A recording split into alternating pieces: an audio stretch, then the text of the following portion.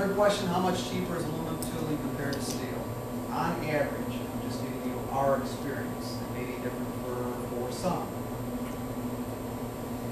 Actually, Honda study is on our website. We have the approval to put it on there. Their experience is a little bit different. Theirs in common maybe anywhere between 10 and 20%. Again, it depends on the complexity of the parts. If you're dealing with a fairly easy part design, you won't see the spread. More complex, you'll see more of the spread. But on average, we're seeing 30% cost savings on tooling. How can you accomplish that? Is through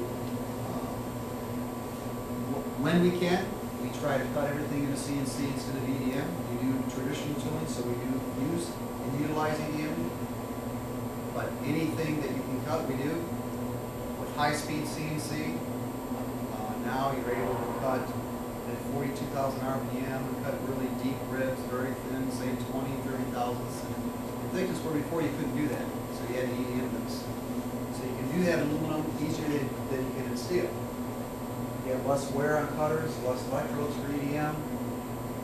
You have high-speed CNC machines that normally we're seeing in case studies that we do internally, because our guys have a lot of experience building steel tools, we're seeing 2 to 3 times faster in your cutter speeds and feeds in aluminum than you can in steel. So if you add all that up, usually it's about a 30% cost savings on building tools.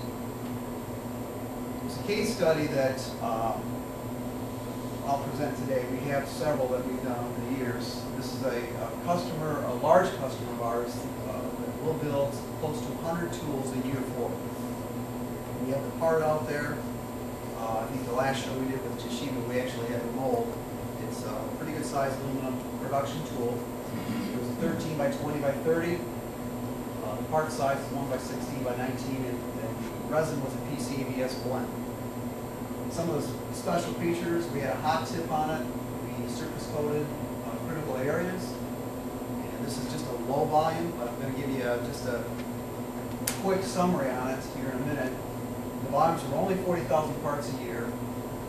We have an aluminum tool that runs at 36 seconds, a steel tool that runs at 50 seconds.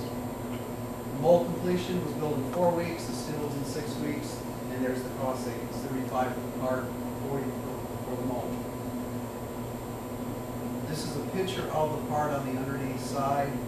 Again, we do have that here on display.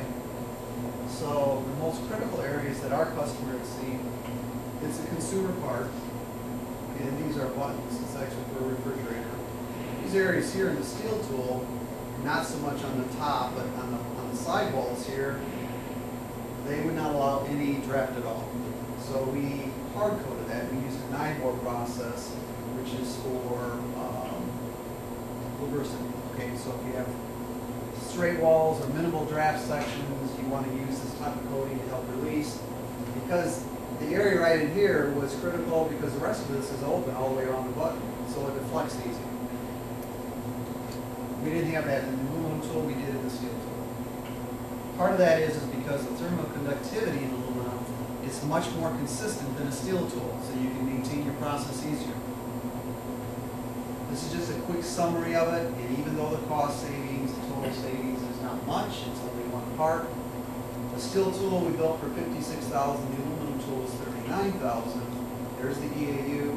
The program life was going to be for 8 years and roughly 320,000 parts in total.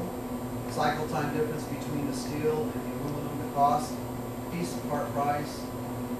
Savings on the tool, savings on the part, and the total savings will be $71,400 over the 8 years. Doesn't seem like much, drop in the hat. But if we build aluminum, 100 aluminum tools a year for this customer, and say you just take 10 or 20 of those tools, look at the cost.